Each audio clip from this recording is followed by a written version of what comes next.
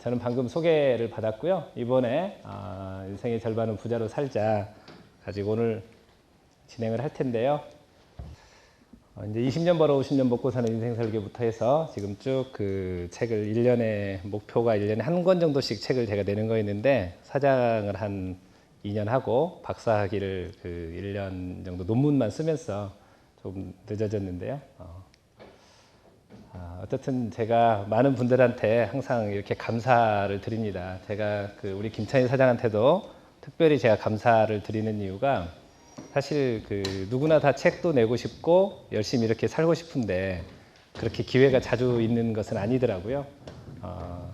그런데 이제 부족한 저를 이렇게 밀어주시고 도와주셔서 진심으로 감사드리고 또 제 시골 집입니다. 시골 집. 찢어지게 가난하던 그런 동네였는데 저희가 사남이녀거든요. 형제가. 근데 저희가 이제 논도 하나도 없고 그런 상태에서 시골에서 그 전라북도 순창군 구림면이라는 그 동네인데 그대로 우리 집이 있어서 오늘 그 감회가 새로워서 됐습니다. 지금은 이제 우리 할머니께서와 우리 아버님, 작은 아버님께서 이제 작고를 하셨고 우리 어머니가 왼쪽에서 두 번째 아기 안고 있는 분이 저희 어머니이신데 이렇게 어려운 그 환경에서도 저를 이제 대학까지 이렇게 보내주신 부모님께도 정말 감사드리고 형제들 덕분에 제가 이만큼 와 있지 않았나 하는 생각이 듭니다. 그리고 동네에서 어렸을 때 이제 코 올리게 시절부터 머리 쓰다듬으면서 이렇게 칭찬해 주시던 그런 분들 너무너무 감사하죠, 항상. 그리고 여기 위에 있는 그 집이 여기 창문 2개 있는데 하나짜리가 한 2평 남짓된 그 공간이 제가 고등학교 때 자취하던 그런 집입니다. 고등학교 때 혼자 자취할 때 한 2평 정도밖에 안 되어서 책상 하나 놓고 제가 딱 누우면 누가 찾아와도 같이 잘 수가 없었어요. 그래서 누가 어느 날 한 명이 갑자기 찾아온 거예요. 제가 고등학교 다닐 때. 그래서 남자끼리 이렇게 칼잠으로 이제 껴안고 잘 수밖에 없었던 그런 추억이 있는. 그래서 지금은 엊그제 제가 우리 선생님 찾아뵈느라고 갔다가 그 사진을 찍어 가지고 왔는데요. 밑에 있는 집 멋있죠? 밑에 있는 집이 제가 양평에다가 한옥을 한 채 지어서 지금 가지고 있는 집입니다. 그러니까 그 논 한마디도 없는 그런 시골에서 5,000원짜리 월세방에서 고등학교 때 3년간 이제 자취를 하다가 어느덧 제가 40대 중반에 이르러서 이 멋진 집을 갖게 되는 그것을 가졌는데요. 오늘 같이 하신 모든 분들이 이미 다 그렇게 크게 부자가 되셨겠지만 저처럼 나름대로 하나를 이루셨으면 좋겠습니다. 오늘 강의를 통해서 그렇게 되실 거죠? 오늘 이제 강의를 시작을 하겠는데요. 지금 우리나라가 이제 고령 사회로 간다고 합니다. 여기에 계신 분들은 이미 뭐 여러 가지도 준비도 되신 분들도 계시고 그러실지 모르겠는데 내 개인이 준비되어 있느냐 준비 안 되어 있느냐 이것도 굉장히 중요합니다. 근데 그에 못지않게 사회 전체적으로 그런 문제가 준비됐느냐 아니면 되지 않았느냐 너무너무 중요한 문제인데요. 혹시 우리 그 선생님 고령 사회가 앞으로 올 거라는 예정인가요? 아니면 시간이 지나면 반드시 오는 결과인가요? 결과라고 생각이 되시죠? 제 고등학교 담임 선생님의 고등학교 1학년 때 담임 선생님 아드님이 오늘 여기에 참석을 해서 왔는데 지금 나이가 아마 한 40 정도 됐죠. 20년 후에는 제가 그 이분이 나이가 몇 살이 될지 정확하게 알고 있습니다. 한번 알아맞혀 볼까요? 반드시 60이 될 겁니다. 이처럼 사회가 고령사회라든가 이런 부분들은 반드시 온다라는 거거든요. 그래서 우리나라가 고령사회를 겪게 되는데 이 사회를 지금 우리가 극복할 수 있나 라고 보면 극복할 수 있지 않을 가능성이 굉장히 높습니다. 조금 이따 말씀드릴게요. 그리고 양극화. 지금 너무 어두운 얘기만 많이 하고 있죠. 우리나라가 지금 양극화 문제로 인해서 상당히 많은 사람들이 힘들어하고 있습니다. 그리고 복지에 대한 이야기가 심지어는 뭐 그렇게 중요하다고 생각하지 않았는데도 불구하고 서울시장 지금 선거하는 것도 이렇게 어려움을 겪고 있지 않습니까? 자, 그러면 고령사회, 양극화, 복지 이게 궁극적으로는 무슨 문제죠? 그렇습니다. 돈에 대한 문제입니다. 말이 복지라는 것이지 사실 한번 잘 생각해 보시겠습니까? 우리 사회가 지금 복지라는 게 좋게 표현하면 복지인데 달리 표현하면 내가 써야 될 필요한 돈을 내가 내느냐, 내가 스스로 부담을 하느냐, 다른 사람에 의해서 부담을 받아지느냐, 다른 사람이 내 돈을 내주느냐, 내가 내 돈을 내느냐, 이 문제거든요. 한번 생각을 해보시겠습니까? 우리 선생님들께서 누군가에 의해서 내가 스스로 내 돈을 해결하지 못하고 다른 사람이 내 돈을 내줄 때 그 사람이 행복할까요? 불행할까요? 몰라요. 굉장히 어려운 문제인가? 행복할까요? 불행할까요? 불행합니다. 제가 먹을 돈이 없어가지고 밥 먹을 게 없어가지고 누군가에 의해서 밥을 얻어 먹어야 된다고 한다면 저는 제 존엄성 자체가 완전히 사라질 가능성이 아니면 굉장히 적을 가능성이 아주 높습니다. 근데 지금 우리는 정작 그 복지, 고령사회 양극화, 복지 이런 부분들을 어떤 식으로 해결할 건가에 대한 이야기는 거의 하지 않고 그 수의 대상과 혜택과 종류에 대한 그 지금 가열찬 투쟁만 이렇게 하고 있지 않습니까? 너무너무 불행한 지금 결과가 예견이 됩니다. 결국 돈에 대한 문제들을 우리들이 스스로 어떻게 바라보고 준비하느냐, 준비하지 않느냐에 따라서 우리가 함께 사랑하는 그 공동체 구성원들이 행복할 수 있느냐, 불행할 수 있느냐라는 걸로 결론이 지어지는데요. 저는 지금 우리가 하고 있는 이 모든 문제를 이렇게 보면 전체가 불행에 빠질 가능성이 아주 높다고 생각을 합니다. 주가가 좀 떨어져서 힘들고 뭐 이런 정도의 문제가 아니거든요. 이에 대한 문제가 어디에서 나오냐면 저축률이라는 것에서 찾아볼 수가 있습니다. 양극화가 심해지는 것도 복지 논쟁에 대해서 가열차게 더 논쟁을 하는 것도 또 뭐 고령사회에 대해서 걱정하는 것도 근본적으로 들어가 보면 전부 다 저축률에가 있습니다. 혹시 그 우리나라 저축률이 몇 %인지 아시는 분 손 한번 들어주시면 제가 네? 책 하나 드리겠습니다. 박사학위 논문도 드리겠습니다. 몇 %죠? 15%? 3%? 네. 올해 신문에 보면 OECD에서 예산한 그거는 3.5%가 우리 대한민국의 저축률입니다. 자, 따라서 하겠습니다. 나는 소비한다, 고로 존재한다. 자, 크게 따라 하겠습니다. 나는 소비한다, 고로 존재한다. 소비를 하지 못하면 반대로 다른 말로 반대로 이렇게 해보면 소비를 하지 못하면 곧 나는 존재할 수 없다. 죽는다라는 얘기거든요. 자, 그러면 우리가 소비와 다른 한 축에 있는 개념이 저축이라는 개념이 있습니다. 저축이라는 것은 의미가 뭘까요? 학문적인 의미가? 저축의 학문적인 의미가 뭘까요? 네, 쌓아놓는 건데 정확한 그 경제적 그 학문적 용어는 미래의 소비를 위해서 오늘을 희생하는 행위를 저축이라고 합니다. 즉 소비라는 것은 오늘의 삶인 거고요. 저축이라는 것은 내일의 삶입니다. 내일의 소비를 못하면 내일 소비를 하지 못하면 그 사람은 소비를 못하면 죽는다라는 거잖아요. 그래서 간단한 문제가 아니라 소비와 저축 이게 간단한 문제가 아니라 소비를 하느냐 안 하느냐에 따라 저축을 하느냐 안 하느냐에 따라서 그 사람이 그 사회가 사느냐 죽느냐의 문제거든요. 근데 지금 우리나라는 현재의 97%를 살고 있고 미래의 삶에 대해서 소득이 중단되는 언젠가 그 삶에 대해서는 3%밖에 준비하지 않고 있다는 거예요. 사회 전체가 죽어버리는 겁니다. 사회 전체가.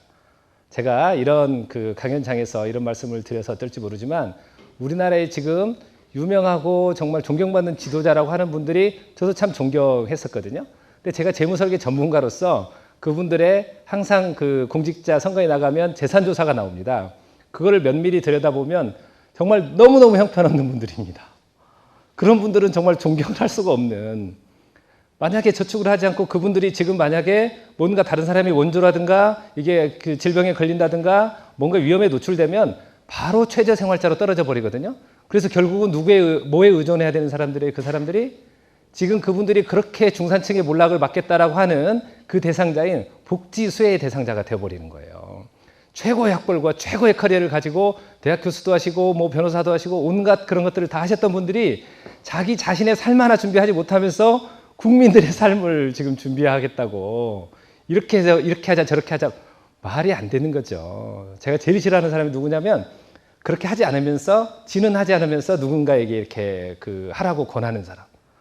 아 정말 그 안 됩니다. 그거는 그분들도 어렵죠. 나름대로 여러 가지 하시려면. 하지만 여러분들은 안 어렵습니까? 우리 시장 통해서 열심히 일하시고 그 100만 원 가지고도 저축하시면서 삶을 살아보겠다고 열심히 하시는 분들은 핑계가 없어서 저축을 못 하시겠어요? 그 높으신 분들이 국민을 책임지기 전에 최소한 본인을 책임져야죠. 지금 그러니까 논쟁 자체가 완전히 저는 잘못됐다고 봐요.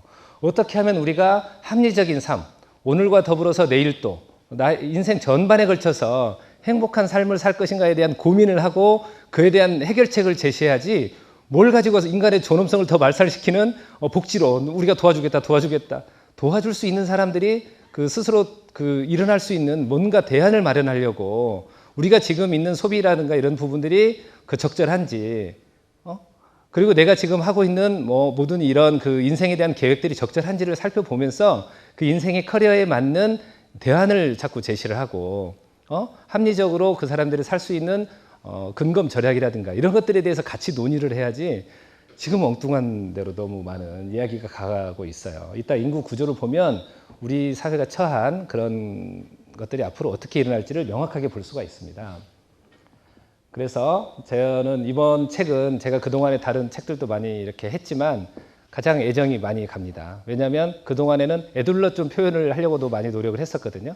그러다 보니까 제대로 준비가 되지 않는 것 같아서 이번에는 아예 직접 돈에 대한 이야기로 들어갔습니다. 이분은 연봉이 약 그 8천만 원 정도 되시는 분입니다. 연봉이 8천만 원 정도 되시는 분인데요. 세금 떼고 나서 7천만 원 정도 되시는 분이어서 이 자꾸 오늘 7천만 원 정도 되시는 분인데 소비 수준을 한번 쭉 봤더니 필요하지 않은 것을 쓴 거는 없어요. 생활비 한 70만 원 정도, 통신비 그 14만 원, 유류비로 35만 원, 공교육비로 10만 원, 사교육비로 85만 원, 남편 용돈은 25만 원, 부모님에게 한 10만 원 정도 보내주시고요. 의류 신발비로 연간해서 가족 전체가 한 그 120만 원, 외식비로 월 한 27만 원, 건강보조식품으로 10만 원 정도, 건강 관련 그 보험으로 한 40만 원, 가전제품으로 5만 원 정도, 자동차 구입비로 25만 원, 자동차 보험료 5만 원, 경조사비 15만 원, 대출 이자로 한 46만 원 정도, 명절 기념일 비용으로 한 20만 원 정도 월 평균, 휴가비로 한 10만 원, 재산세 5만 원, 교통비 10만 원, 골프 비용으로 한 30만 원 정도, 자기 개발로 한 30만 원 정도 쓰고 있는 분입니다. 이분의 그 내용을 보면 사실 그렇게 사치한 거는 하나도 없습니다. 사치하는 건 없고 모든 국민이 이와 정도의 차이는 조금씩은 있지만 모든 국민들이 이렇게 지금 생활을 하고 있습니다. 우리 선생님들은 어떻게 쓰고 계시나요? 제가 보는 견지에서는 한 이 정도 소득 있는 분은 사교육비로 대체로 한 120에서 한 180만 원 정도를 사용을 하고 있더라고요. 근데 이분은 그보다는 좀 더 적게 쓰고 있는 분이었는데도 불구하고 이렇게 됐죠. 이렇게 쓰고 있는데 우리는 이러한 지출을 왜 할까요? 내가 더 행복해지기 위해서? 아니면 내가 더 불행해지기 위해서?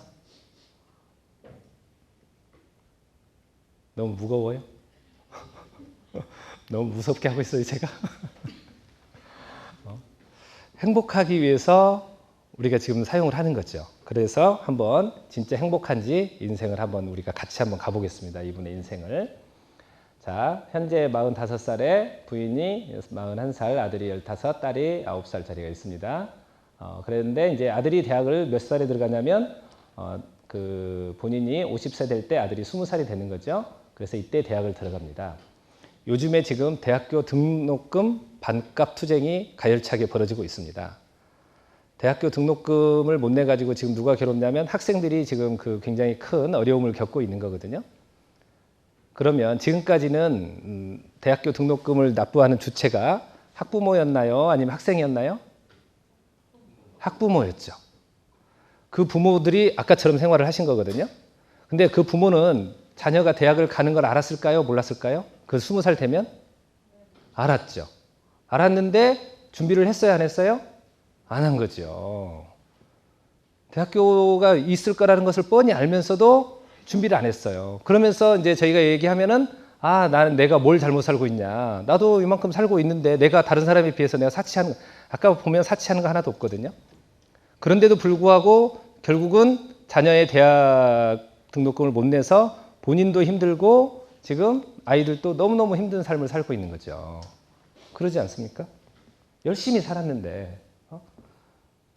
근데 또 딸이 이제 대학을 들어갈 때쯤 되면 본인이 56세고 딸이 20살이거든요. 55세 정년이 대부분입니다. 55세 정년이. 근데 사무직 종사자들의 평균 퇴직 연령은 51세 정도 되거든요. 우리나라 그 연구 자료에 의하면. 그래서 사무직 그리고 현장 이쪽에 있는 분들까지 전부 다 합하면 53세 정도 돼요. 우리나라 평균 퇴직 연령이. 평균 퇴직 연령이 53세면 아들 대학교 4학년을 못 마치고 우리나라 전체 국민들이 1차 퇴직을 한다는 얘기거든요. 2차 퇴직을 해서 직장을 잡는다는 것은 엄청나게 자기 개발하신 분들 아니면 쉽지가 않습니다. 그리고 한다 할지라도 대체로 그 소득이 50% 정도로 줄어들어요. 그렇기 때문에 기존에 있는 삶의 시스템이 무너지는 거거든요. 근데 이분이 이제 딸이 56세가 되면 아예 없는 거죠. 그럼 딸 대학교 등록금은 뭐로 내야 될까요? 이에 대해서 따로 우리나라가 지금 준비하고 있나요? 저축률이 3.5%라니까요. 아무도 지금 하지 않고 있는 거예요. 그러면서 계속 남의 탓만 해. 남의 탓만. 어떻게 살아야 되는지에 대해서는 생각하지 않고, 자, 또 가보겠습니다. 두 번째로. 아들이 이제 결혼을 하려고 합니다. 우리나라 남자들의 평균 결혼 연령이 32.3세입니다. 32.3세예요. 32살이 되니까 나는 나이가 62세가 됩니다. 32살에 아이 결혼 자금 요즘에 그 서울에서 전세가 얼마 정도 하죠? 최소한 1억 5천이고 1억 5천이면 정말 좀 좋지 않은 집이고 서울에서는 경기도로 가면 한 1억 5천에서 뭐 그 정도. 그러면 부모님들이 지금 대학교 등록금도 제대로 못 내주고 있는 사람들이 태반인데 자녀분들의 그 결혼 자금을 1억 5천, 2억을 줄 돈이 있나요, 없나요? 아들 결혼하기를 바라요, 안 바라요, 부모님들이? 근데 준비를 했어요, 안 했어요? 그러면서 지금 살면서 힘들다고 해요, 어렵다고 해요? 돈은 적게 버나요, 많이 버나요? 실제로 우리가 지금 살고 있는 삶의 방식 자체가 이 부분에 대해서도 준비하죠. 또 정말 눈에 넣어도 아프지 않을 그 딸, 30살이 요즘에 평균 결혼 연령인데 66세에 딸 시집갈 수 있을까요? 지금처럼 우리나라 사람들이 살면? 시집가라고 할 수 있나요? 부모님들께서? 지금, 자, 또 조금 더 가보겠습니다. 이제 30년 후가 됐습니다. 30년 후. 나이 75세. 이제는 아파트 경비 자리도 없습니다. 이 정도 되면. 지금까지는 아파트 경비를 하든 뭐를 하든 뭐 이렇게 했는데 75세 정도 되면 힘도 이제 상당히 저하되고 또 젊은 사람들이 너무 그 70대 초반에 60대 중반에 젊은 인구들이 너무 많이 나와가지고 일자리를 잃게 될 가능성이 아주 높습니다. 준비 안 된 상태에서 행복하겠다고 오늘 하루하루 열심히 살았는데 이분이 돈이 떨어졌어요. 돈이 떨어져서 본인은 불행해. 그런데 아들은 이제 내 예전 처음 시작할 때 지금의 45살이야. 지금 아이들, 우리 지금 40대 중반에, 초중반에 있는 분들, 부모님 용돈 혹시 얼마나 들이시나요? 한 달에 50만 원 이상 들으신 분 계시나요? 어렵죠. 나도 애들 키워야 되는데, 나도 저축도 못 해가지고 죽겠는데, 우리 부모들 신경 어떻게 했어? 이때 가면 세금을 더 많이 거둘 거거든요. 고령사회가 확실하게 진행돼 버려가지고, 복지 논쟁으로 해서 뭐 엄청나게 많은 분들이 나도 해달라 막 하는 그 사회적 그런 세력들이 너무너무 많아지기 때문에 엄청난 세금을 걷어댈 거예요. 그러면 이 아들, 자기 자식들, 그리고 지금은 또 요즘에는 우리나라 고령사회로 지나가니까 아이들 많이 낳으라고 정부에서 지금 굉장히 압박을 심하게 가하죠. 그래서 둘씩 낳아놨어. 그런데 부모님을 못 지원해주는 아들 행복할까요? 본인들 먹고 살지 못하면서 자식들한테 부담 주는 이 두 부부는 행복할까요? 엄마 아빠 그렇게 사랑을 많이 받고 자란 딸이 부모를 못 도와주고 있는데 행복할 수 있을까요? 조금 더 가보겠습니다. 이제 남자들이 한 85세에서 90세 사이에 이제 사망을 할 거라는 지금 예측들이 많이 있습니다. 여자분들의 그 지금 40대의 여자분들의 최빈 사망 연령은 한 92세 정도 될 거라고 하거든요. 아마 좀 더 증가할 것 같아요. 그런데 본인이 사망을 한 85세에 부인은 81세가 되는데요. 요 11년, 부인이 사망할 때까지의 11년에 대해서 혹시 고민하고 있는 남자분들 계시나요? 내가 죽고 나서 내 아내는 어떻게 살아갈까? 이에 대해서 고민하신 분 계세요? 온통 아까 보셨던 나는 지금 열심히 살았는데, 나는 열심히 살고 있는데 열심히 지금에 대해서 외식도 하고 가족들이 전체적으로 행복하기 위해서 자동차도 사고 집도 가지고 있으면서 대출도 받아가면서 열심히 살고 있는데 열심히 산 결과가 어떻게 돼버린 거예요? 불행해져 버린 거예요. 삶의 미래가. 어디에만 살아서? 오늘에만 살았어. 오늘에만 살아서 이 사람이 앞으로 미래에 어떻게 될지에 대해서는 생각하자고 얘기하자고 하면 막 화내. 내가 지금 뭘 잘못했다고 자꾸 나한테 그러냐고 막 화내고 막 이렇게 살아서 되겠습니까? 이렇게 살아서 되겠습니까? 이렇게. 여기에서 그래서 저희가 해야 될 거는 뭐냐면 우리 선생님들한테 금융위기를 극복하고 뭐를 하고 뭐 이런 문제는 그 다음에 대한 문제이고요. 그 다음에 이제 더 생각을 해볼 문제고 지금 우리가 생각을 하고 우리 사회가 전체적으로 고민해야 될 것은 이 내가 지금 하고 있는 하나하나 행동이 정말 내 가족의 오늘과 내가 죽을 때까지의 삶에 어떻게 영향을 미치는지 그래서 얘가 정말로 나한테 필요한 건지 내가 진짜 이거를 쓰지 않으면 안 되는 건지 우리가 왜 그렇게 살아야 되는 건지에 대한 아주 진지하고 심도 있는 고민을 해야 될 때라고 저는 생각을 합니다. 만약에 우리가 그렇게 하지 못하잖아요. 그러면 우리 아이들의 미래는 없어요. 정말로. 우리 아이들의 미래는 저는 단언합니다. 없습니다. 어떻게 자, 따라서 한 번만 더 하겠습니다. 숫자는 거짓말하지 않는다. 내가 지금 저축을 하지 않으면 나는 미래에 반드시 돈이 없습니다. 내가 미래에 돈이 없으면 나는 반드시 누군가의 돈을 빼앗으려고 노력을 할 것입니다. 그래야 내가 살 수 있으니까요. 그래서 저축을 하지 않는 사람은 다른 사람의 주머니를 강탈하려는 강력한 의지를 가지고 있는 거예요. 정말로. 안 그러면 무슨 배짱으로 자기가 그거를 하겠어요. 안 그렇습니까? 지금도 만약에 좀 연세 드신 분들 국민연금을 개정을 하려고 한다라고 하면 그 국회의원 살아남을 수 있을까요?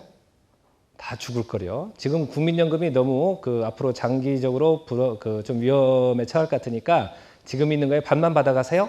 라고 하면 용인하겠어요? 안 할 거 아니에요. 내가 가지고 있는 내가 필요한 돈에 대해서 누군가 손을 대면 아주 강력하게 그 집단을 응징을 할 거거든요. 그래서 이제는 우리가 특히 오늘 이 자리까지 오시는 분들은 대단한 열의와 삶에 대한 이런 것들이 있으신 분들이잖아요. 이제는 우리 국민 전체가 사는 국민 운동을 저는 벌여야 된다고 생각을 합니다. 그래서 내년에 혹시 총선에 이렇게 출마하는 사람들 있잖아요. 그분들이 저축률을 봐가지고 20% 미만은 전원 낙선시켜야 돼요. 본인의 삶에 대해서도 생각하지 못한 사람이 어떻게 나라의 장래를 걱정을 하고 중산층의 몰락을 막겠다라고 한 사람이 무슨 대안으로 자기에 대해서 저축도 안 하고 자기의 삶에 대해서 진지하게 고민도 하지 않는 그런 사람이 무슨 자격으로 남의 인생에 대해서 책임을 지고 국민의 복지를 향상시키겠다. 자기만 복지 안 깎아먹으면 세상은 행복해질 거예요. 그렇죠? 꼭 낙선운동을 저축률을 보시고 하시고 앞으로 우리 자식들과 더불어서 저도 오늘 제 소연이라는 지금 9살짜리 딸이 와 있는데요.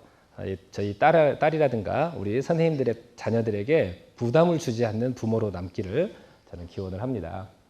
그래서 특히나 이제 사회 지도자분들이 많이 나서서 그리고 기업의 오너분들, 기업의 임원분들 이런 분들이 나만 해서는 되는 게 아니라 우리 직원들이 앞으로 어떤 삶을 살아갈까, 이 회사를 떠난 다음에 어떤 삶을 살아갈까에 대해서 아주 진지하게 고민을 해야 된다고 생각을 합니다. 이거는 제가 그제 교회에 가서 강의를 하느라고 준비를 했던 자료들인데요.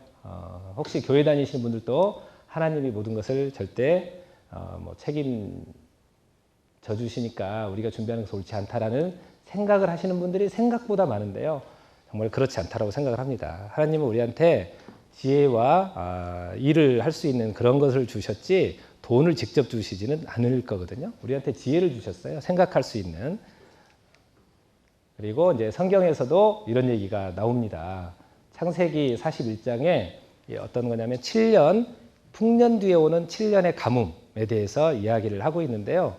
우리가 농경사회에서는 한 해 한 해 그때 따라서 이게 결정이 되거든요. 풍년이냐 흉년이냐가. 근데 지금 직장 생활을 하는 동안이 여러분들에게 최대의 풍년의 기간입니다. 직장 생활이라는 것 자체가 최대의 풍년의 기간이거든요. 하루도 거르지 않고 거의 꼬박꼬박 그 산출물을 우리한테 주잖아요. 1년에 한 번씩 나오거나 농사에서 나오는 게 아니라 매달 나한테 그 엄청나게 좋은 그 풍족한 이런 것들을 주거든요. 그래서 그에 대해서 지금 내가 살고 있는 동안이 풍년의 기간이고, 은퇴라는 것이 뭐냐면 경제적인 활동을 위해서, 경제적인 그 돈을 벌기 위해서 일을 중단하는 행위를 은퇴라고 하거든요. 그러면 한마디로 은퇴라고 하면 바로 그때부터 죽을 때까지 흉년의 기간이 오는 거예요.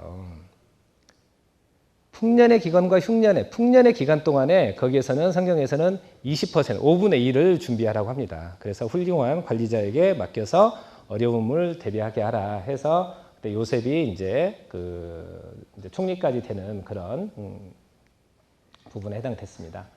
그래서 한번 잘 생각을 해보시고요. 이제 좀 재밌는 이야기로, 아니면 어떻게 하면 진짜 우리가 부자로 살 것인지에 대해서 얘기를 하겠습니다. 우리 선생님들께서는 정말 저는 지금 목숨 걸고 우리는 그 저축률 높이기 캠페인을 해야 된다고 생각합니다. 우리 자녀들한테, 우리 후배들한테 뭔가를 물려줄 수 있는 것은 정신과 물고기 잡는 방법을 물려줘야 된다고 하잖아요. 방법 다른 거 없습니다.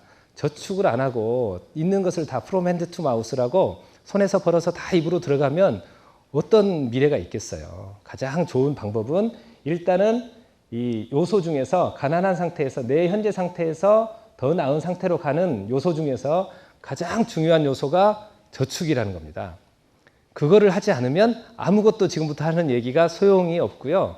그래서 그걸 저축을 한다라는 가정하에서 몇 가지 말씀을 더 드리도록 하겠습니다. 그래서 재무설계라는 것을 하기 전에 가장 중요한 게 뭐냐면 내 인생에 대해서 생각을 해봐야 됩니다. 이거를 이민규 선생님께서 지으신 실행이 답이다라는 책에 보면 역산 스케줄이라는 얘기가 나오거든요. 그래서 내가 죽을 때부터 해가지고 지금까지 쭉 오늘까지 한번 이거를 그려보는 거예요. 어떻게 그려보냐면,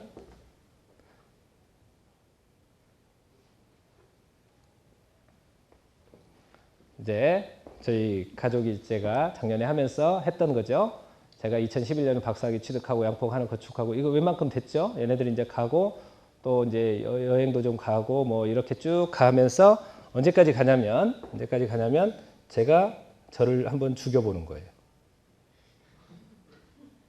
저도 죽이고 제 처도 한번 죽이고. 자, 여기 보면 이렇게 되어 있습니다. 제가 한 99세 정도에 죽을 것 같아요. 그러니까 지금부터 그러니까 한 55년 정도가 남아있는 거죠. 2065년이니까. 그때 제 아내는 94세가 되고 제 아들 혜선이가 69세가 되더라고요. 딸은 63세가 돼요. 그리고 이제 제 처도 한번 그랬더니 제 처는 한 109살까지는 살 것 같아요. 건강하고 요즘에 항상 그러니까 그러면 2080년이거든요. 그리고 제 아이가 이제 84, 제 딸이 이제 78 이때 되는데 몇 년이 있는 거죠? 56에서 71이니까 15년 정도 제 처는 할머니로서 혼자 살아야 돼요. 그래서 참 평상시 잘해줘야 되겠다는 생각을 많이 하는데 얼마나 잘해주고 있다고 생각하는지 모르겠어요. 네, 잘해주고 있죠. 그래서 그에 맞춰서 삶에 대한 것들이 계획이 쭉 나옵니다. 그래서 그 삶에 대한 계획이 나오면 바로 우리 인생의 목적이라는 게 사실 그렇게 어려운 건 아니거든요. 가면서 목적이 있잖아요. 집 사고 애들 교육시키고 또 가족들 간에 여행하고 애들 결혼시키고 또 본인 은퇴하고 이런 것들이잖아요. 그리고 좋은 거 있으면 좀 가전제품도 가꾼다든가 아니면 선물을 좀 해준다든가. 인생의 목적이라는 게 그렇게 뭐 복잡한 거 아니거든요. 계획을 세우라면 너무 어렵게 생각하는데 그냥 일상적으로 내가 살아가면서 살아가는 일들을 쭉 나열을 해보는 거예요. 근데 재밌는 거는 인생의 목적이 나오면 거기에는 반드시 뭐가 또 따라다니죠? 그 목적이 달성되느냐 안 되느냐, 이거는 그 뭐에 의해서 결정이 되는 거예요? 이것도 또 돈이에요. 그래서 제가 이번에 책에다가도 그렇게 돈에 대해서 가벼이 여기지 마라. 돈이 얼마나 소중한 것인지 아냐. 그렇게 제가 강조를 했는데 다 돈이 최종적으로 많은 것들을 결정을 해주게 돼요. 그래서 이제 투자 상품에 대해서도 한번 볼까요? 좀 이따 보도록 하겠습니다. 그래서 이렇게 해서 모든 부분들을 어떻게 하면 잘 살까에 대한 고민들을 해보는데 결론은 뭐냐면요. 삶에 대한 만족도가 높은 사람, 우리는 행복하고자 하는 거잖아요. 만족도가 높은 사람의 특징을 보니까 특히 재산적인 관점에서 보면 자산이 적은 사람보다 많은 사람이 삶에 대해서 만족해요. 당연하다고 생각되지만 다 만족해하고자 하면서도 이쪽을 잘 준비를 안 하고 있는 거잖아요. 근데 이런 부분들이 잘 준비가 되어 있는 분들이 삶에 대해서 만족도가 높아. 근데 또 돈을 많이 가지고만 있다고 해서 다 만족도가 높은 건 아니거든요. 그거에 대해서 의미를 정확하게 느끼는 사람. 항상 제가 뭐 한 500억 가지고 있는 분들도 돈 적다고 엄청 이렇게 불안해 하시는 분들이 많아요. 이해가 잘 안 되시죠? 돈이 한 30억 가지고 계신 분들도 돈이 적다고 불행해 하는 사람이 상당히 많아요. 그거는 누구와 대비해서냐면 자기의 준거 집단에 있는 다른 사람들과 대비해 보니까 자기가 돈이 적은 거거든요. 근데 사실 그분은 제가 계산을 한번 해보니까 한 10억 정도 있으면 절대 돈을 쓸 수가 없더라고요. 그 돈을.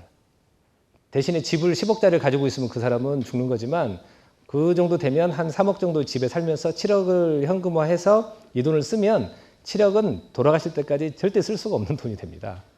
그 정도 되시면 영구히 쓰실 수 있는 분들이거든요. 그래서 그런 부분들을 주관적 재무복지라는 것인데 느끼도록 하는 거. 이런 여러 가지들이 궁극적으로 보면 재무설계 상담이라는 것을 제대로 하면 삶에 대한 만족도가 높아지더라. 제가 이번에 그래서 박사학위 논문이 요거를 연구한 거거든요. 재무설계 상담을 받은 사람과 그렇지 않은 사람 간의 여러 가지 차이와 경로를 분석을 해본 거예요. 근데 굉장히 쉽죠. 심플하죠. 재무설계 상담만 받으면 삶이 행복해져 버려. 그러니까 이제 저는 재무설계 상담이라는 것을 제 직업으로 그리고 저의 모든 삶의 역량을 투여해서 이쪽을 연구하고 준비하고 있는데 제가 하는 일이 뭐냐면 그래서 궁극적으로는 제가 하는 일이 나중에 가서 보면 사람들의 삶의 만족도를 높여주는 그런 일을 하고 있더라고요. 사람이 태어나서 한 사람에게만 선한 일을 해도 삶의 의미가 있다라고 이렇게 하는 분이 있는데 그런 의미에서 저는 한 걸음 한 걸음 움직이는 것들이 다 사람들의 삶에 이거에 도움을 주려고 노력을 하는 거라서 하나님께서 저를 특별히 사랑하시지 않으셨나 하는 생각을 합니다. 그래서 이제 이 부분들은 지금까지 쭉 이렇게 말씀드렸던 건데요. 가장 중요한 큰 부자가 되기 위한 요소로는 첫째로는 내가 부자로 살아가겠다는 마음을 먹는 것. 마음만 단단히 먹으면 다 이루어집니다. 제가 감히 좀 이렇게 주제 넘게 이렇게 말씀을 드려서 될지 모르겠는데 제가 지금까지 이렇게 마음을 제대로 그냥 건성으로 먹는 게 아니라 진짜로 마음을 먹었는데 안 되는 것은 거의 없었던 것 같아요. 정말로. 그리고 마음을 먹었다면 그 다음에는 성공하는 방법을 연구를 해서 그대로 하는데 실제 제가 가장 좋아하는 그 책 중에 하나가 탤런트 코드라는 책이 있거든요. 거기에서 보면 이제 세계적으로 성공하는 사람들의 특징을 쭉 해보니까 강력한 동기부여, 이게 마음 먹기잖아요. 그리고 뛰어난 코칭, 아까 이게 방법 찾는 거죠. 그리고 디프랙티스가 될 때까지 제대로 된 마음을 먹고 제대로 된 방법으로 될 때까지 연습을 하는 거죠. 이제 탤런트 코드라는 게 비밀 암호 열쇠잖아요. 열쇠. 그렇죠? 열쇠가 뭐냐면 다른 게 아니라 그러니까 브라질의 축구 선수들, 우리나라의 양궁 선수들, 우리나라 여자 골프 선수들, 러시아의 테니스 선수들, 뭐 기타 여러 집단적으로 성공하는 사람들을 분석을 해보니까 이런 특징이 있더라는 거죠. 이렇게만 하면 전부 다 성공을 한대요. 그러니까 재무설계도 마찬가지인 거죠. 내가 평생을 부자로 살아가겠다라고 마음만 단단히 먹으면 그 방법을 찾지 않겠어요? 그리고 모든 사람들이 다 부자가 된다는 거죠. 그리고 이 오종윤의 웰스로라는 것은 이거를 한번 부자 되기가 얼마나 쉬운지 한번 보도록 하겠습니다. 이거 혹시 보신 분들이 계신지 모르겠는데 책에서 아마 보셨으면 읽으셨을 텐데요. 이거는 손 드는 대로 됩니다. 그래서 손을 한번 들어보겠습니다. 1번은 어떤 분이냐면 2,400만 원을 받으시고 2,520 이렇게 쭉 받으셔서 다 쓰는 거예요. 이렇게 쓰시는 분이에요. 그리고 30년이 지나서 은퇴를 하고 나서 보유 자산이 0원. 자, 그리고 2번에 대한 소비는 처음 1년 동안 이분이 쓰는 거에 반을 쓰는 거예요. 월급의 반을 쓰고 그 다음부터 좀 늘려서 한 10년 정도 되면 비슷한 금액을 쓰다가 평생 똑같은 금액을 쓰는데도 마지막에 한 12억 5천 정도를 남는 거예요. 그래서 이분은 그 은퇴 이후에도 평균적으로 한 1억 정도를 쓰시면서 유산으로 한 12억을 정도 남길 수 있는 분이거든요. 그래서 평생 쓰는 돈을 비교해 봤더니 이분은 16억, 이분은 52억 정도를 쓰는 거예요. 자, 손 한번 들어보겠습니다. 나는 1번처럼 살겠다. 자, 둘 중에 손 하나 안 들면 1번처럼 사시는 거예요. 나는 2번처럼 살겠다. 손 한번 들어보세요. 안 드시면 1번처럼 되시는 거예요. 다 이렇게 드시면서도 우리나라 저축률이 지금 몇 프로? 3.5%. 처음만 내가 예를 들어서 내 나이가 지금 몇이든 상관없이 내가 지금 벌어들이는 돈에 50%를 저축을 하겠다. 그래서 내 삶의 인생 전체를 보장을 하겠다. 라고 생각만 하면 사실 못할 것도 없거든요. 자동차 그렇게 중요합니까? 집, 대출 이자 그렇게 물어가면서 그렇게 중요합니까? 응? 그 과외, 애들 되지도 않고 어차피 학교 들어가서 보면 공부도 그렇게 잘하지도 않는데 그 비싼 돈 들여가지고 계속 써야 될 그런 이유가 그렇게 강력합니까? 내 인생, 내 가족의 삶하고 맞바꿀 만큼 그렇게 소중한 것들인가요, 그게? 그렇지 않잖아요. 실제로 마음을 단단히 먹고 어느 정도 기간만 살게 되면 모든 문제가 해결이 됩니다, 실제로. 어렵지도 않습니다. 그래서 가난은 숙명이 아니고 내가 선택을 할 수 있는 거고요. 부자가 가난은 대물림된다? 잘못하니까 대물림되는 거죠. 부모가 그대로 하는 방법대로 자식들도 똑같이 살잖아요. 그러니까 계속해서 가난한 거죠. 가난이 대물림되는 거는 방법을 물려주기 때문에 유산을 물려줘 버리기 때문에 그래서 가난하게 사는 거죠. 대대손손 가난하고 싶으시면 이렇게 사세요. 웃으라고 하는데 웃지도 않으세요. 너무 심각하죠. 전부 다 본인들의 얘기, 우리 선생님들의 얘기신가요? 그래서 그에 대한 이제 백그라운드에 대한 건데 좀 더 보도록 하겠고요. 자, 또 하나는 이제 실제로 아까 그 부분이 뭐냐면 간단한 10가지를 한번 제가 말씀을 드리겠는데 장기 복리 효과를 누리자. 나중에 하게 되면 어렵습니다. 오늘 안 하고 내일 한다라고 하는 순간 늦거든요. 그래서 늦었다고 하는 순간이 제일 빨랐다고 하는데 정말 맞는 말입니다. 시간이 내 편이 되도록 하라라는 말이 있잖아요. 자, 한번 따라서 하겠습니다. 시간이 내 편이 되도록 하자. 딱 내가 해야 되는 일을 정해서 딱 하면 그 다음에 시간은 전부 다 내 편이 됩니다. 제일 그것을 얘기해 주는 게 저축이거든요. 저축을 해서 모아놓은 돈은 시간만 되면 다 나를 위해서 걔가 봉사를 해주는 거예요. 그렇죠? 우리가 예를 들어서 저도 이제 박사학위 받을 때 상당히 어려웠지만 6년이라는 시간이 걸렸지만 박사학위라는 걸 해놓고 가서 열심히 수업, 열심히는 못 들었지만 한 학기에 한 과목, 보통 학생들 한 3과목 정도씩 듣는데 한 과목 듣고 논문 쓰고 이러니까 시간이 지나니까 박사학위가 나오는 거예요. 책을 쓰는 것도 마찬가지거든요. 우리 김창희 사장님하고 협의해가지고 하루에 얼마만큼씩 쓰고 어떻게 하면 되겠다라고 하니까 시간이 지나니까 책이 한 권이 나오는 거예요. 시간이 한 10년 가까이 7년 정도 지나니까 책이 한 10권 정도가 나오는 거예요. 시간이 내 편이 되도록 하려면 내가 해야 하는 것을 정하고 하기만 하면 되는 거예요. 대신에 방법이 오르느냐, 이 장기 복리 효과라는 게 그런 거거든요. 저축을 하면서 뭔가 투자를 지속적으로 하다 보면 늘어난지 안 늘어난지 모르지만 지나놓고 나서 보면 늘어나는 거예요. 시간이 내 편이 되도록 하는 그런 거거든요. 그리고 이제 정리식 펀드를 활용을 하자 이런 건데 이 부분에 대해서는 많은 분들이 알고 계시겠지만 혹시 오늘 저의 강의를 처음 들으신 분들도 있으니까 한번 보도록 하겠습니다. 요즘에 주가가 막 폭락을 하고 금융위기가 막 엄청나게 지금 오는 것 같아서 불안하시죠? 일부 분들. 불안하시죠? 우리 앞에 선생님 불안하시나요? 불안하세요? 자, 그러면 우리가 한번 생각을 해보겠습니다. 투자를 한다라는 것이 무엇인지, 투자의 목적은 무엇이죠? 수익을 내기 위해서잖아요. 수익을 내기 위해서죠. 그럼 수익을 내는 방법이 몇 가지가 있을 텐데 한번 보겠습니다. 싸게 사서 비싸게 판다. 수익이 날까요? 손실이 날까요?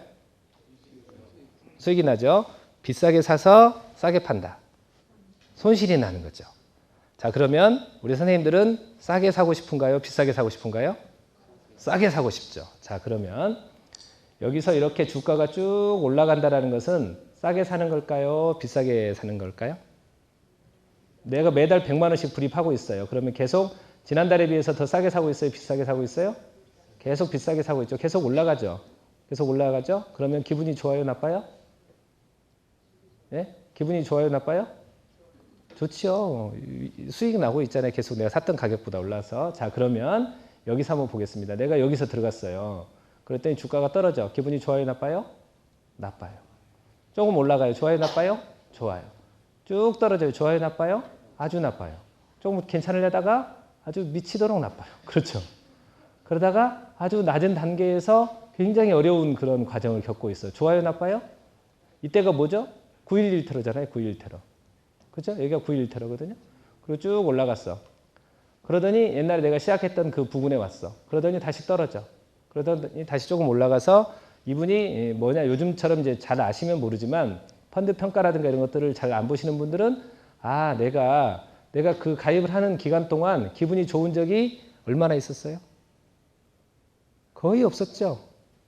주가가 계속 떨어지기만 했잖아요. 떨어지기만 하고 잠깐 올라가고 떨어지기만 하고 잠깐 올라가서 전체 기간에 거의 한 70%, 80%가 기분이 나빴어요. 그렇죠. 성현 씨 그렇지. 펀드 들다가 그래서 어디서 막 중단하고 환매하고 그래요? 여기서 그러죠. 여기서. 요점에서. 참다 못 참고 여기서 환매하고 다음에 더 떨어지면 사야지 하는데 어디서 사냐면 다시 여기서 사죠. 그렇죠.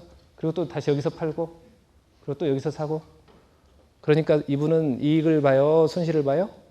계속해서 손실을 보는 거야. 계속해서. 그리고 이제 경제신문이라든가 이런 데서도 계속 여기 정도 오면 이제는 뭐 그 펀드를 납입을 중단을 하시고 급한 돈은 환매를 하시고 막 이렇게 앞으로는 더블 DB 빠지고 뭐 L자형, U자형, 뭐 장기 침체, 100년 만에 오는 옛날하고 이제 지금하고는 다르다. 이런 말로써 지금 여러분들이 힘드시잖아요. 그리스가 어떻게 될지, 스페인이 어떻게 될지, 그 그리스와 스페인 이런 데다 빌려준 또 저희 프랑스가 어떻게 될지 이런 것들에 대해서 막 엄청나게 불안감을 지금 조장을 하고 있잖아요. 그럴 때 여러분들의 마음가짐이 어떠느냐 굉장히 중요합니다. 그래서 아까 처음에 말씀드렸던 제일 중요한 게 내 인생 설계를 하고 내가 충분히 이런 위기를 극복할 만한 기간, 예를 들어서 최소한 한 3년 이상의 투자 기간에 대해서는 투자를 하는데 그렇지 않으면 그 변동성 있는 상품을 하면 안 되는 거죠. 자, 주가가 떨어진다는 것은 다시 한번 보겠습니다. 주가가 떨어진다는 것은 내가 지금 지난달에 비해서 이달에 더 싸게 사고 있어요? 비싸게 사고 있어요? 싸게 사고 있죠. 더 떨어졌어. 그럼 더 싸게 사고 있어요? 더 비싸게 사고 있어요? 더 싸게 사는 거죠. 싸게 사면 좋아요? 나빠요? 근데 주가가 떨어지고 있으면 기분이 좋아요? 나빠요? 나빠요. 똑같은 상황을 가지고 해석을 어떻게 하느냐에 따라서 전혀 다른 메시지가 되잖아요. 그런데 한 번만 더 따라 하겠습니다. 자본주의에는 경기 순환주기가 있다. 이런 강력한 도구가 우리한테 있습니다. 지난번 이때는 지금보다 더 불안했을까요? 더 힘들었을까요? 이때가 지금보다 더 힘들었습니다. 9.11 테러 장난 아니었잖아요. 이때는 언제냐면 이라크 전쟁이거든요. 지금보다 더 힘들었을까요? 아니면 어땠을까요? 이때도 장난 아니었습니다. 이제 그 기독교와 회교 간에 뭐 이제 전쟁이 시작되어서 지구의 종말론도 막 엄청나게 나오는 이런 식이거든요. 자, 조금 더 가보겠습니다. IMF 요때 힘들었을까요? 안 힘들었을까요? 자, 근데 한번 보겠습니다. 굉장히 힘든 기간을 이렇게 거쳐서 오신 분입니다. 힘들었는데 6,100만 원을 냈는데 얼마를 탔냐면 1억 600만 원을 타셨어요. 수익률이 은행에다 맡겼으면 약 은행 적금금리로 환산을 하면 30%짜리 정도 되는 적금금리예요. 좋아요, 나빠요? 잘 몰라요? 이렇게 높은 수익을 줬는데도 별로 마음에 안 들어? 그래서 시간이 내 편이 됩니다. 자본주의에서 돈을 벌기가 이게 저는 이제 제 생각에는 하나님이 우리한테 주신 최고의 선물이라고 저는 생각을 하거든요. 왜냐? 자본주의라는 것은 어쩔 수 없이 경기 순환주기를 겪고 가게 돼 있어요.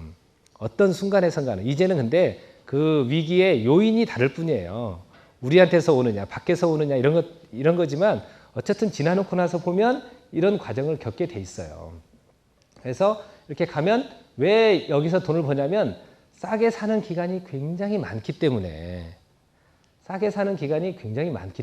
도움이 되는 거예요. 좀 더 보실까요? 자, 여기가 제일 어떻게 보면 나쁜 그 인생에 재수가 없다고 생각하시는 분일 수도 있거든요. 1028에 들어갔어요. 이걸 100만 원씩을. 그랬더니 쭉 떨어져서 잠깐 올라가는 거예요. 내가 들고 나서 정말 기분이 좋았던 적은 여기서 여기까지 약 한 6개월 정도밖에 없었어요. 그랬는데 2,900만 원을 냈는데 평가액이 얼마 됐어요? 5,700만 원이 된 거예요. 가장 어려운 구간을 겪었던 게 뭐냐면 가장 싸게 샀다라고 생각을 하시면 됩니다.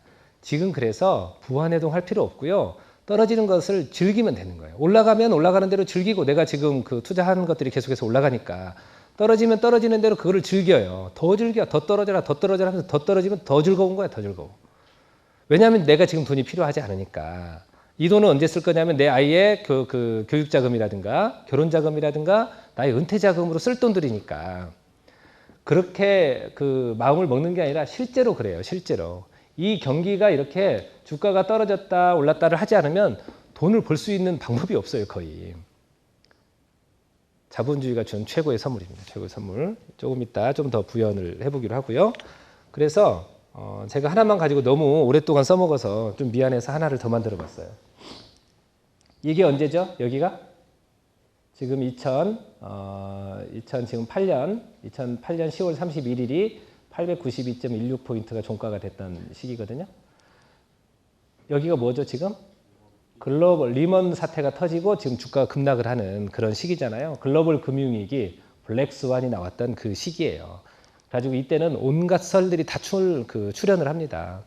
미네르바라는 선생님도 나오셔가지고 주가 500포인트 가고 우리나라는 이제 환율이 뭐 2,000 가고 3,000 가고 이제 우리나라는 망했으니까 더 이상 뭐 희망이 없다. 뭐 그리고 온갖 이야기들이 다 나옵니다. 블랙스완 나타날 수 없는 이 백조는 하얘야 되는데 검은 백조가 나타나서 우리는 이제 도저히 예측할 수가 없어서 투자의 기간을 장기 투자를 하려면 몇 년이냐고 물어보니까 30년이래.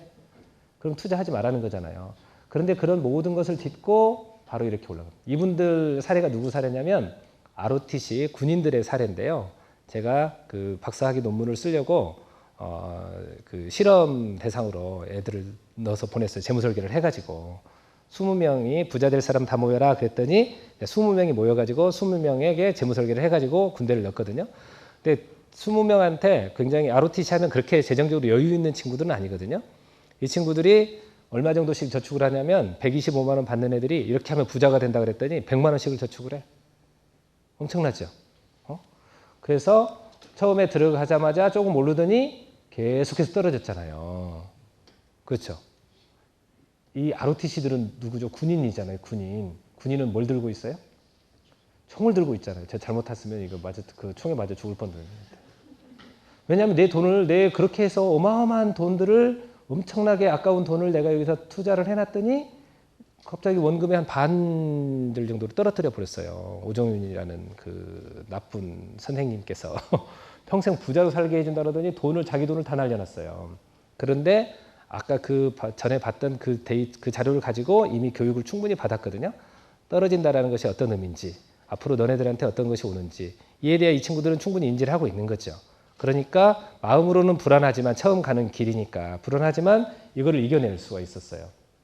그래서 2010년 6월 30일 날 또 이 친구들을 대상으로 그 논문을 썼어요. 재무설계를 경험을 한 군인들과 그렇지 않은 군인들.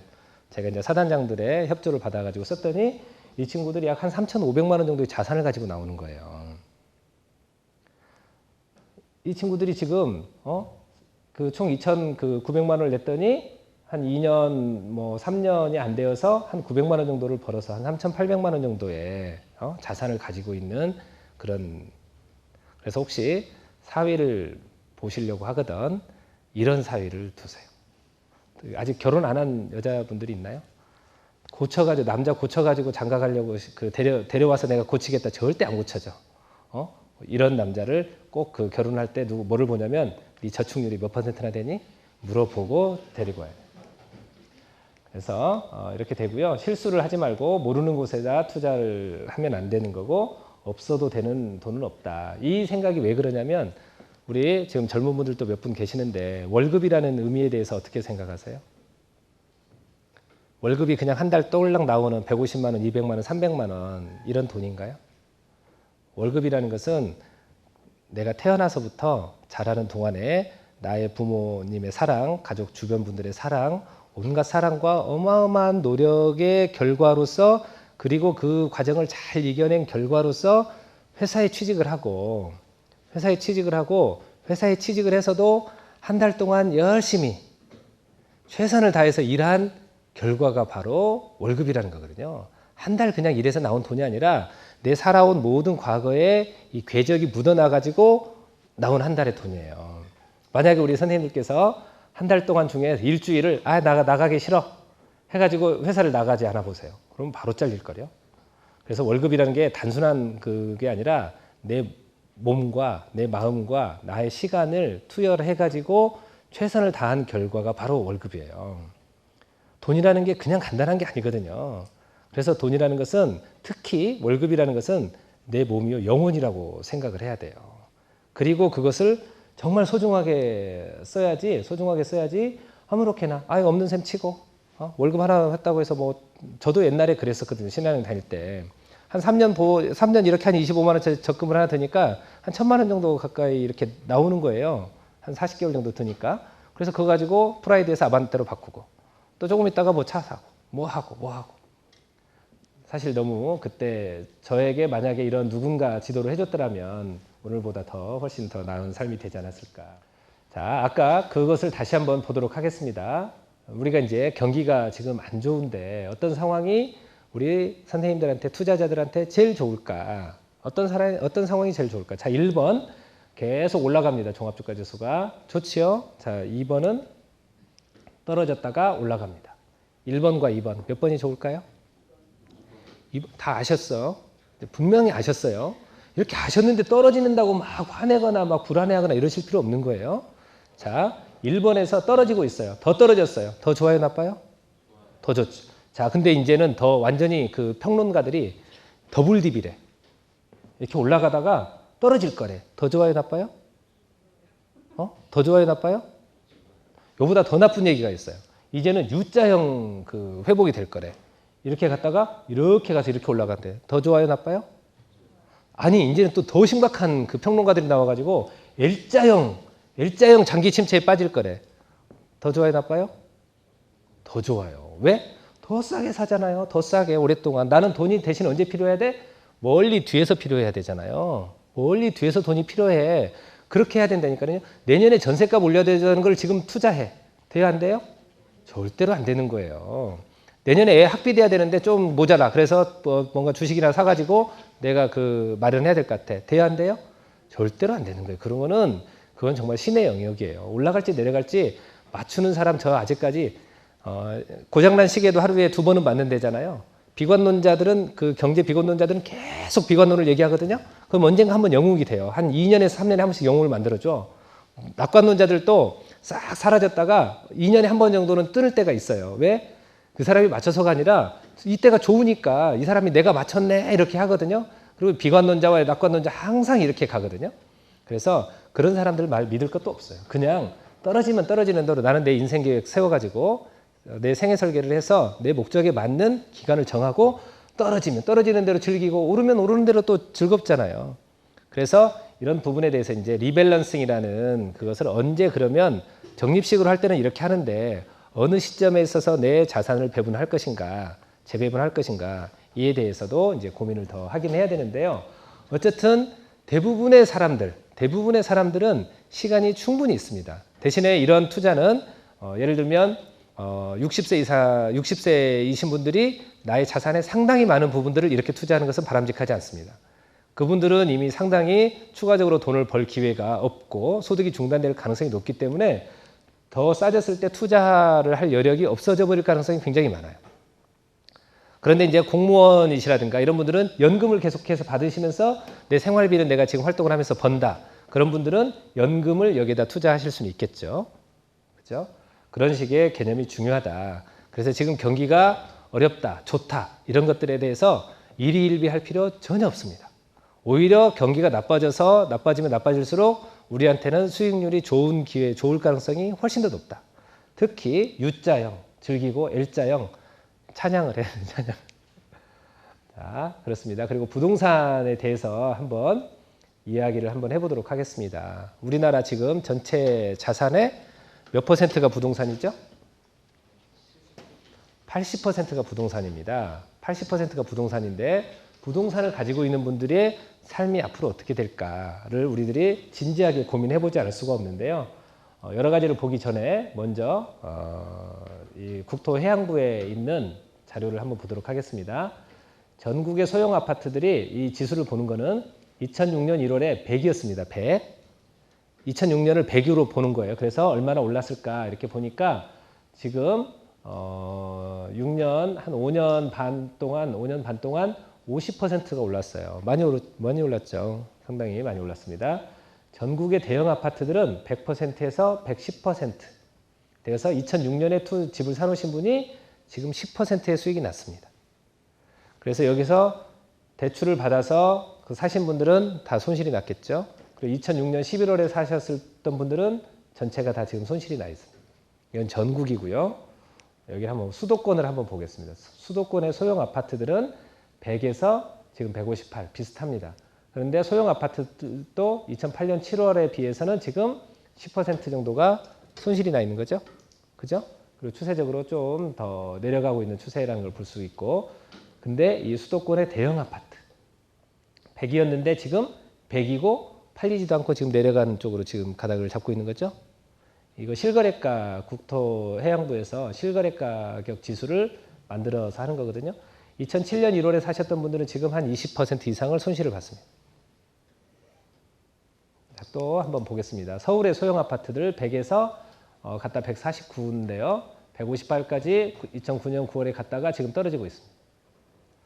서울의 대형 아파트 100이었는데 지금 108입니다.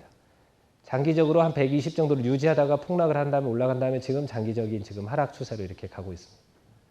그래서 부동산에 대해서 왜 이런 현상이 벌어질까 우리가 진지하게 고민을 해봐야 되는데요. 이 부분에 대해서 인구 구조를 보면서 제가 다시 한번 말씀을 드리도록 하겠습니다.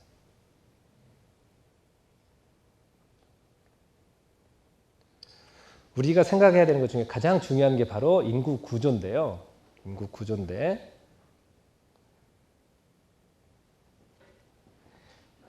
다른 말은 아무리 해봐도 소용없습니다. 뭐 부동산이 올라갈 거다 내려갈 거다. 저는 다른 부동산 전문가가 말하는 것도 참조는 굉장히 많이 하지만 그거보다는 저는 제가 보는 인구 구조를 봅니다. 인구 구조를. 집은 누구를 위해서 필요하냐면 사람을 위해서 필요합니다. 사람을 위해서 필요하는데 사람의 구조가 모든 것을 결정을 합니다. 인구 구조가 모든 것을 결정을 하는데 지금 우리나라의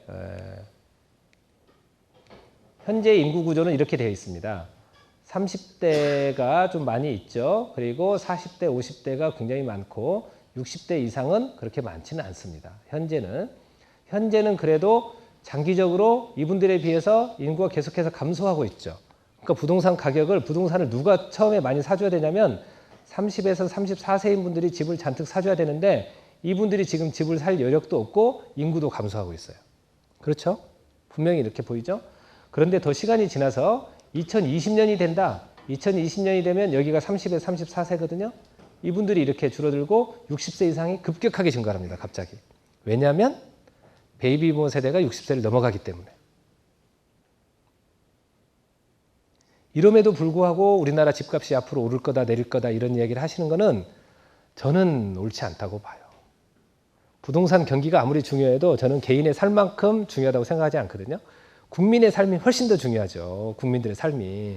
지금 신용카드 복권제 하면서 그 소비 장려 운동을 해가지고 우리 애들 대학생들 지금 대학교도 제대로 못 다니게 만들어버린 거잖아요. 우리 2000년 이전에는 우리나라 저축률이 25%였었어요.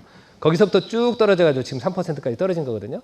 저축을 안 한 결과가 애들 대학교 등록금 못 내가지고 대학생들이 지금 엄청나게 많은 그 학자금 융자를 받고 있는 거 아시죠? 애들 졸업하면서 전부 다 신용불량자 돼버리는 거예요. 취직도 잘 안 돼가지고. 엉터리 정책들을 쓰는 거예요. 그 순간 정책에 대해서만 쓰는 거야. 부동산에 대해서도 뭐라고 말을 할지는 모르지만 이분들이 집을 가지고도 제대로 먹고 살 만한 노후 준비가 되어 있다라고 한다면 괜찮은데 조사해야 하면 우리나라의 70% 정도는 노후 준비를 전혀 하고 있지 못하고 있어요. 그것도 잘 봐서 70%인데 나머지 뭐 한 20%도 뭐에 의존하냐고 보면 국민연금이래. 국민연금 가지고는 노후 생활이 절대로 안 되거든요. 그런데 우리나라 지금 더 심각한 거는 뭐냐면 2030년이 되면 일기 신도시들의 나이가 40살이 됩니다. 40살이. 아파트의 내용연수가 몇 살이냐면 37년이라고 그래요. 37년이 내용연수인데 그 아파트가 2030년이 되면 이제 사망 선고를 받는 날이 되는 거예요. 그런데 제가 그 분당이라든가 일산 이런 데 신도시들을 전부 다 조사를 해보니까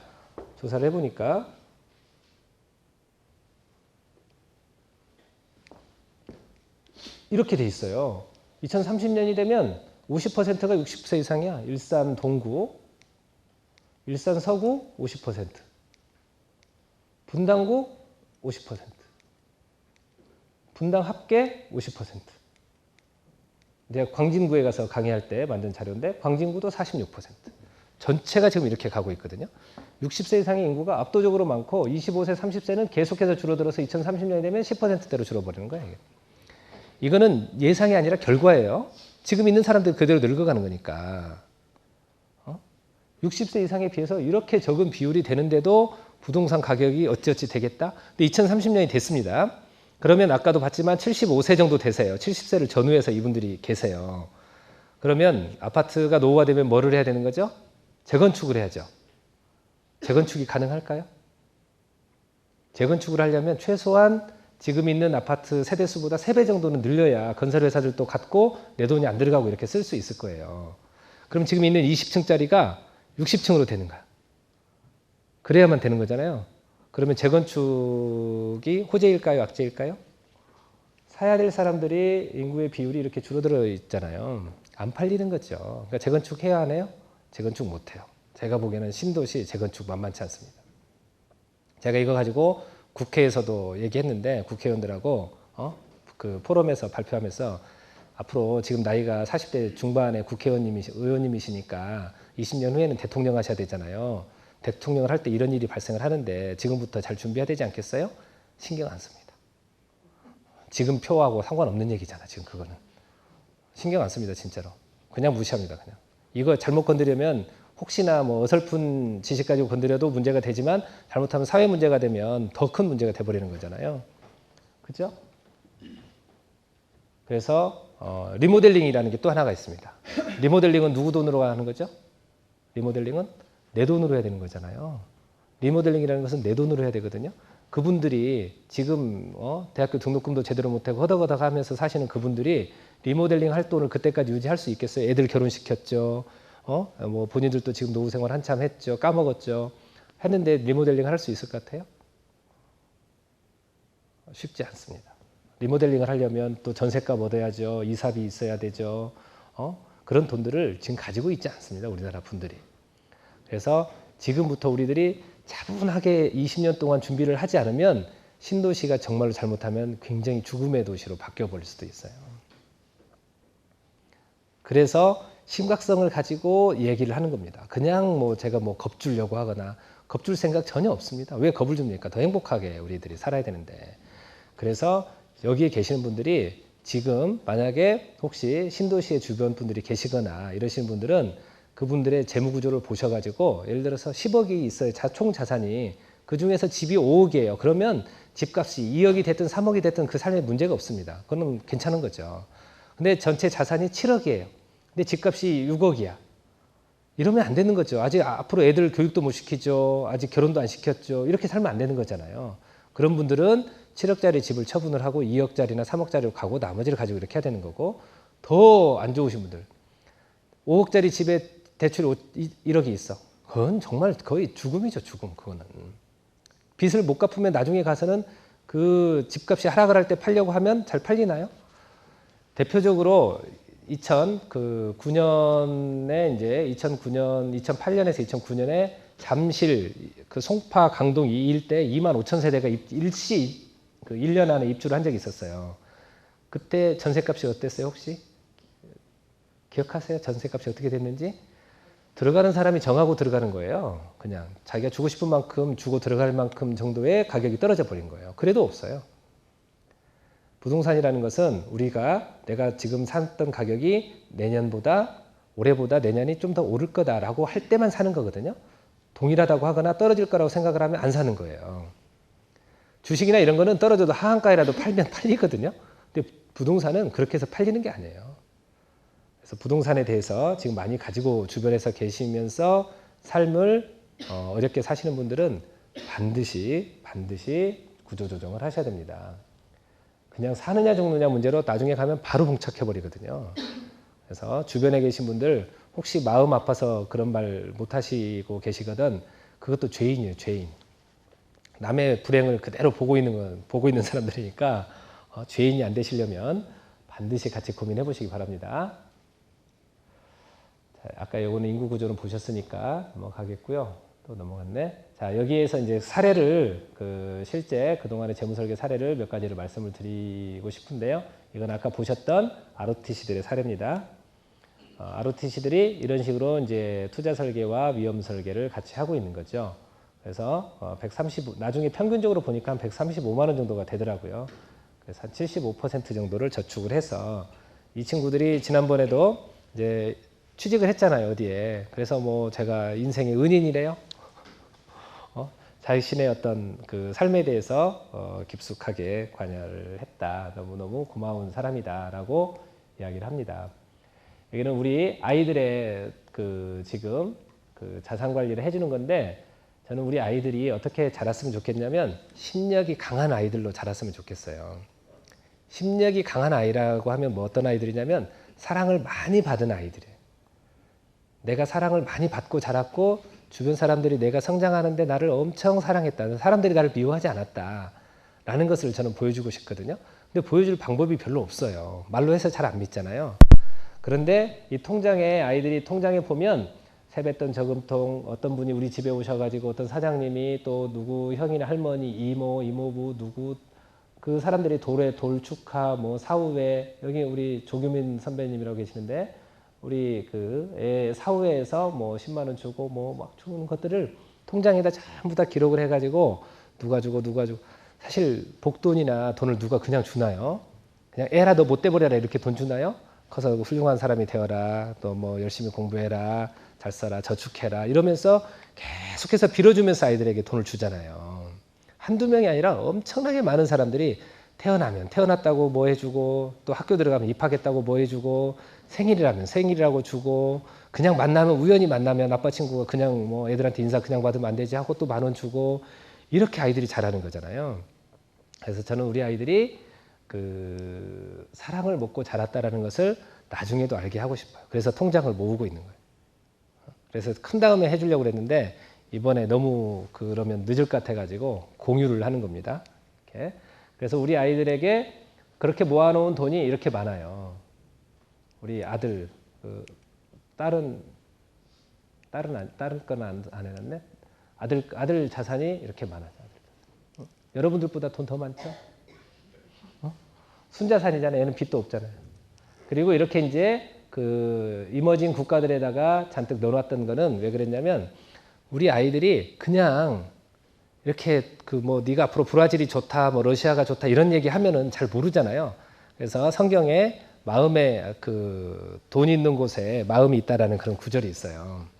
그래서 우리 아이들의 마음을 이런 나라들로 두려고 여기다가 전부 다 브릭스라든가 베트남이라든가 뭐 남아공이라든가 이런 쪽에 편입된 펀드들로 잔뜩 넣는 거예요. 앞으로 우리 애들이 가면서 성장을 살아가야 될 무대는 미국도 아니고 유럽도 아니고 중국이라든가 인도라든가 인도네시아, 말레이시아 이런 쪽들 같아요. 그래서 이거 가지고 이렇게 얘기도 하고 책도 쓰고 아이들하고 대화를 하다 보면 자연스럽게 관심을 갖고 그 언어에 대해서도 관심을 갖지 않겠어요?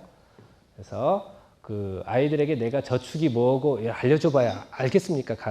그 친구들이. 그래서 환율에 대해서 알고 싶게 하시거든 환율 통장을 하나를 만들어 주세요. 자녀분들한테. 그러시면 될 겁니다. 이거는 이제 제 고객분 중에서 아주 아들이 이제 차를 사달라고 해가지고 펀드를 넣어주고 생일이라고 해서 생일 펀드로 이제 100만 원씩 넣어주는 거예요. 아이들한테 경제 교육을 시켜주고 뭐 하고 싶은데 차를 막 사달라고 하니까 차를 산다라는 것은 뭐예요? 우리 여기서 오늘 연세 드신 분들이 별로 없으셔서 그러시는데 자녀분들한테 집을 사주면 집에서는 뭐가 나와요? 관리비와 세금이 나오잖아요. 차를 사주면 차에서는 뭐가 나와요? 유지비와 기름값 뭐 이렇게 세금이 나오잖아요. 그렇게 돈이 들어가는 것을부터 먼저 선물을 해주면 절대로 안 되는 거죠. 아이들한테는. 돈을 먼저 버는 방법을 아이들한테 알려줘야 되는 거거든요. 그래서 펀드를 들어서 이렇게 해줘요. 그랬더니 딸내미가 여기는 아들이거든요. 아들하고 딸이고 있는데 딸내미가 대학을 들어가더니 아르바이트하고 뭐 장학금도 받고 이러면서 자기도 그거 한다고 해서 상담을 받고 지가 펀드를 드는 거예요. 이렇게 해서 한 달에 뭐 45만 원씩 정도 그 5구 45죠? 45만 원씩 이렇게 펀드를 들고 있는 거예요. 그러니까 부모가 관심을 가져주니까 아이가 대학교 때부터도 이렇게 여기는 이제 그 부모님을 제가 재무 설계를 해드렸거든요. 그랬더니 딸이 대학을 졸업을 하고 취직을 하더니 자기도 재무 상담을 해달라고 해가지고 해줬더니 이게 한 1년 지나니까 뭐 굉장히 괜찮은 것 같거든요. 그래서 동생이 이제 군대에 갔다가 그 학교에 들어오니까 동생한테 용돈을 5만 원씩 주는 게 아니라 동생한테 5만 원씩 펀드를 들어주는 거예요. 저는 정말 너무너무 기쁜 거예요. 어떤 한쪽에다가 뭔가를 심어놨더니 계속 이렇게 파생이 되는 거잖아요. 서로가 그런 지식에 대한 공유가 되어서. 그래서 이 친구들은 이제 신입사원이 돼가지고 부모님한테 여기는 전세금을 받은 아주 럭키한 친구죠. 그랬는데 제가 신입사원 연수를 들어가서 했더니 이 친구가 벌써 얼마 되지 않아서 9,500만 원 뭐 이런 식으로 자산을 쭉 모아가면서 가는 거예요. 이 친구는 제가 이번에도 사례로 넣었던 이유는 시간이 문제이지 부모님보다 훨씬 더 아마 그 여유롭게 살 수도 있을 거예요. 단순하게 돈을 모으는 것뿐만이 아니라 이런 강의도 계속해서 참석을 하고 이런 느낌을 자기가 갖는 거죠. 그리고 벌써 이제 금융위기도 다 겪고 한 번씩 다 겪어봤잖아요, 스스로. 그런 것들이 되게 중요한 그런 것들이고 여기도 이제 젊은 맞벌이 부부인데 이 친구 같은 경우는 별로 여유가 없는 그 분들이죠. 여유가 없는 분들인데 결혼을 하고 나서부터 열심히 해서 지금 한 3억 8천만 원 정도를 마련했는데 저는 앞으로 한 5년 정도만 지나면 이분들은 경제적인 문제로부터는 벗어날 거라고 생각을 해요.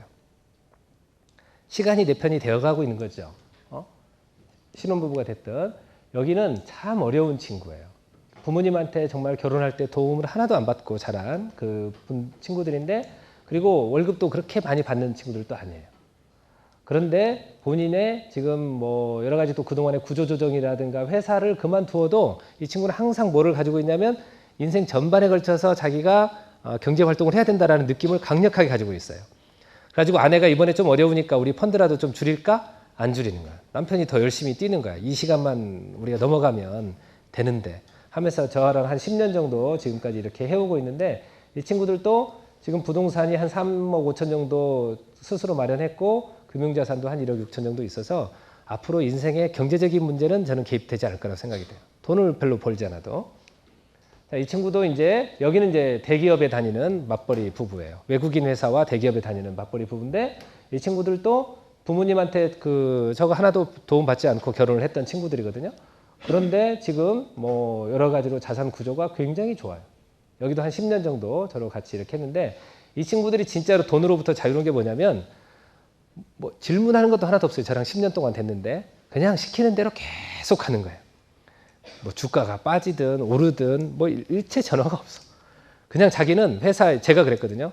너는 네 재산은 네 몸에서 나오는 그 지적 자산이다. 그래서 회사에서 다른 사람 그 회사 평균의 4배 정도의 생산성을 내는 연습을 해라. 그러기만 하다면 언제 나와도 너는 세상에서 뭐 도태되지 않을 거다라고 한 그런 거거든요. 근데 특징을 보시면 아시겠지만 전부 다 투자 설계, 은퇴 설계 돼 있죠. 위험 설계 돼 있죠. 부동산 설계가 어느 하나가 이렇게 딱 치우치지 않게 고르게 자기 삶에 대해서 고민하면서 이렇게 가는 흔적들을 볼 수 있잖아요. 이게 중요한 겁니다. 자산이 많고 적음도 중요하지만 그런 시간에 대한 것들에 대한 그 문제일 수가 있는데 이렇게 되는 거죠.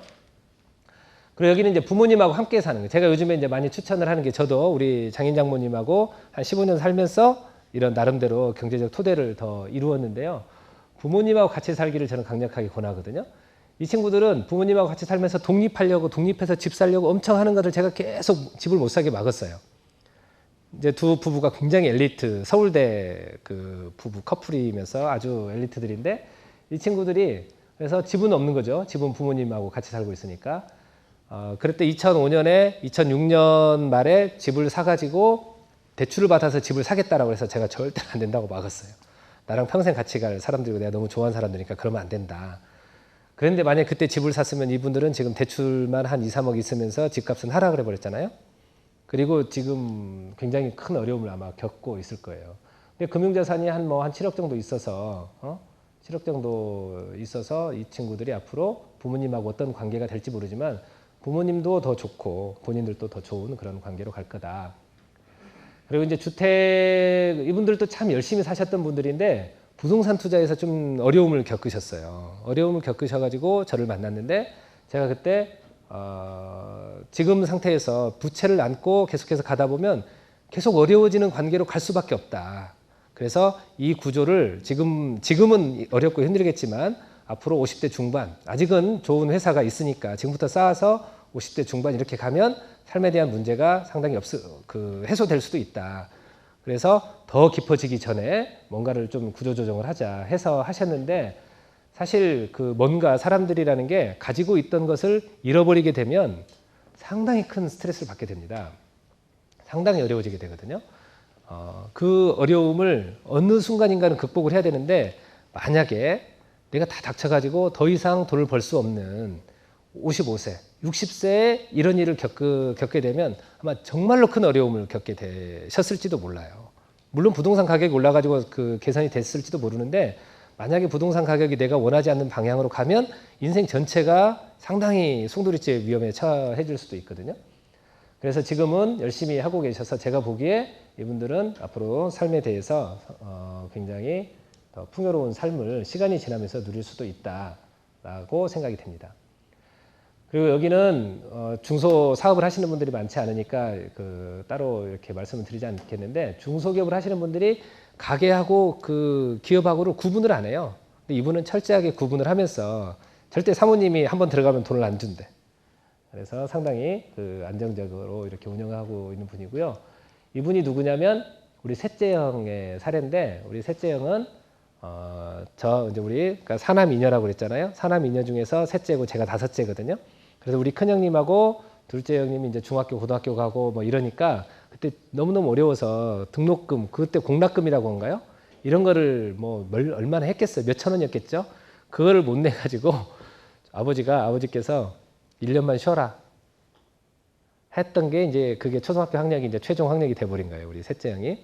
그 형의 지금 자산 구조인데 우리 형의 구조를 한번 보시면 94년에 가입했던 지금 연금을 그대로 들고 있는 거죠. 2003년, 2007년, 96년, 2007년, 94년, 95년, 2001년, 2001년, 2001년, 2002년, 2004년 이러죠. 대부분 들었던 상품들이 다 10년 이상, 20년 이상 이렇게 되는 거죠. 그러잖아요. 최종 학력이 물론 검정고시에서 고등학교 졸업장까지는 따셨지만 검정고시로 따셨지만 이분은 학력이 중요한 게 아니라 이러면서도 저 대학도 가르치고 우리 집안의 어려운 대소사 다 이렇게 치르시고 주변 사람들을 다 돌보면서 이렇게 하신 분이시거든요. 그래서 어렵고 뭐하고가 아니라 이분처럼 시간을 가지고 꾸준히 열심히 하면 저는 이제 이분 지금 자산이 약 한 7억, 금융자산이 한 7억 정도 이상 되거든요. 저는 저희 시골에서 옛날에 연을 저는 어렸을 때 많이 날렸어요. 문조기 같은 거 찢어가지고 만들다가 저는 안 혼나고 우리 형들한테만 저는 안 그랬을까 더 착할 것 같으니까. 근데 우리 형들이 그랬다고 우리 어머니한테 혼나고 막 그랬는데 연을 날리다 보면 처음에는 이렇게 조금씩 연 날려보신 기억이 있으실지 모르겠는데 날리다가 처음에는 막 신경 써서 날려야지 어느 정도 쫙 궤도에 올라가잖아요. 그러면 그 다음부터는 공중바람 탔다 그래요. 공중바람을 타버려가지고 연이 안 내려와. 그래서 이제 저는 소죽도 끓이러 가고 밥도 먹으러 가야 되잖아요. 근데 얘 어떻게 올려놓은 연인데 거들려면 아까우니까 그 나무에다 묶어놓고 가서 소주 끓이고 와서 다시 또 연 좀 만지다가 그 정도로 연 날리고 뭐 팽이치기 이런 걸 좋아했는데 공중바람 탔다라고 저는 생각이 돼요. 자기 삶에 대해서 소비에 대해서 정확한 통제력이 있죠. 그리고 자산이 이만큼 정도 있죠. 그래서 제가 우리 이 형님한테는 이제는 누릴 줄 알아야 된다. 누리는 방법을 자녀들한테 가르쳐줘야 자녀들이 더 돈을 가지고 풍요롭게 벌려는 욕심도 있고 잘 쓸 수가 있다. 그래서 이제부터는 가능하면 주말도 좀 시간을 내고 대신에 1년에 한 번은 4박 5일이나 아니면 3박 4일짜리 해외여행을 꼭 가시라. 아직까지 가족들끼리 해외여행 한 번도 안 가셨거든요. 가족들끼리 그래서 해외여행도 한번 가시고 겨울에는 스키여행도 꼭 가시고 이제는 누려도 된다. 그 정도는 사치가 아니다 라고 제가 말씀을 드렸던 사례들이거든요. 그래서 여기에 있는 그 많은 사례들은 사실 뭐 제 개인적인 그런 게 아니라 저희 이제 고객들과 저와 함께 특히 저는 뭐 그 처음에 이런 정도의 가이드만 하고 그 다음에는 제 고객들이 스스로 다 이렇게 하는 분들인데요. 저는 이분들이 애국자라고 생각을 합니다. 애국자라는 게 어떤 특별한 그런 게 아니라 우리 저희 회사에서도 많이 오셨는데 저축을 안 하는 사람은 아까 어떤 사람이라고 그랬어요? 미래에 남의 돈을 강탈하려는 강력한 의지를 가지고 있는 분들이라고 했잖아요. 우리 재무설계사들은 그거를 보면서도 사람들이 미래를 준비하지 않도록 하는 거는 그런 거는 그 강도를 양산 방조하는 방조죄에 해당돼 가지고 열심히 일하는 재무설계사들은 전부 다 감옥에 보내버려야 된다고 생각을 합니다. 저축을 하지 않는 사람도 그 사람들도 남의 주머니를 강탈하려는 강력한 의지를 가지고 있잖아요. 그래서 그 사람들도 감옥에 보내야 되는 거고 그 사람들을 방조하는 우리 회사의 재무설계사들도 같이 감옥에 보내야 돼. 구국의 일념으로 저는 지금 활동을 해야 된다고 생각을 합니다. 단순하게 복지 논쟁, 아까 그 인구 구조 보셨잖아요. 우리 아이들 갈수록 적어지고 100만 명씩 태어나던 아이들이 지금 50만 명대로 줄어들었는데 100만 명이 준비 안 된 상태에서 50만 명이 100만 명을 먹여 살린다고 생각을 한번 해보세요. 그게 집단적으로 한 2천만 명이 연세 드신 분들이 잔뜩 있는데 이분들이 준비되지 않은 상태에서 나머지 2천만 명이 먹여 살려야 된다고 생각을 한번 해보세요. 그게 가능이나 하겠습니까? 그래서 옛날에 우리 조상 중에서 율곡 선생님께서 10만 양병설을 주장을 하셨잖아요. 일본군이 쳐들어올 것 같다. 그런 위험에 대비해서 지금 우리가 10만 양병서, 10만 대군을 준비를 해가지고 그거를 예방을 하자라고 했는데 준비 안 해가지고 결국은 조선이 유린을 당했잖아요. 우리가 지금 가는 아까 고령사회, 양극화, 복지 문제 이런 것들은 예상이 아닙니다. 시간이 지나면 반드시 결과로 돌아올 것들이거든요. 얘가 5년 후냐, 10년 후냐, 20년 후냐가 문제이지 반드시 옵니다. 근데 그걸 알면서도 우리들이 준비하지 않고 방기한다는 것은 우리 아이들, 우리 후배들에게 큰 죄를 짓는 거라고 저는 진짜 생각합니다. 그래서 우리가 합심해서 부강한 국가를 만들어야 됩니다. 연세 많이 드신 분들이 돈을 가지고 제대로 된 합리적인 소비를 하면 우리나라는 훨씬 더 잘 살거든요. 소비를 많이 하는 나라가 부강한 나라예요.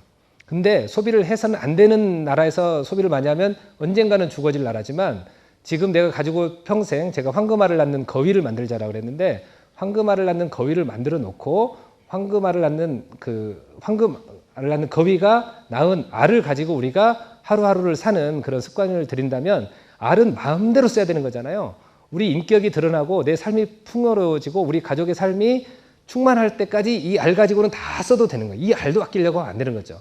이 알을 가지고 다른데 복지에 필요한 소외계층에다가도 뭐 조의도 해주고 뭐도 해주고 이 알 가지고 해야지 황금알을 낳는 거위의 배를 갈라버리는 아니면 황금알을 낳는 거위 자체도 못 만든다라고 한다는 것은 우리 미래에게 큰 정말 저는 그 부담이 된다고 생각을 합니다.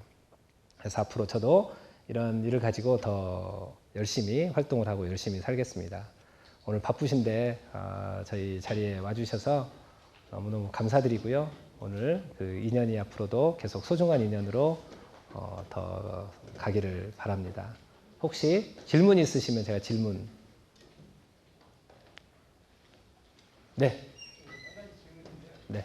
적립식을 계속 하다 보면은 어떻게 보면 적립식에 있는 세대들이 버치식으로 가잖아요. 네. 기간이 길어지고 지금 펀드가 되게 많은데 펀드를 내보면은 재무생담을 많이 받아봤는데 재무설계자마다 쓰더라고요. 그러니까 펀드를 3년 정도나 4년 정도 됐을 때 찾는 방법하고 또 어떤 분들은 뭐 또 10년이나 20년까지 끌고 가라고 하시는 분이 있는데 그 부분에 그 10년 정도 어떤 사람은 20년 이상 안 할 거면은 장기 그 적립식 의미가 별로 없다. 그래서 어느 정도 20, 30% 되면 끊어주는 게 낫다고 하는 거하고 그 차이가 그냥 길게 갖고 가는 게 나은 거냐. 그거는 이제 어느 정도 금액이 쌓이게 되면 적립식의 효과는 굉장히 이렇게 약화되어서 예를 들어서 한 뭐 3년, 5년 5년 정도가 지나게 되면 이제는 목돈이 됩니다.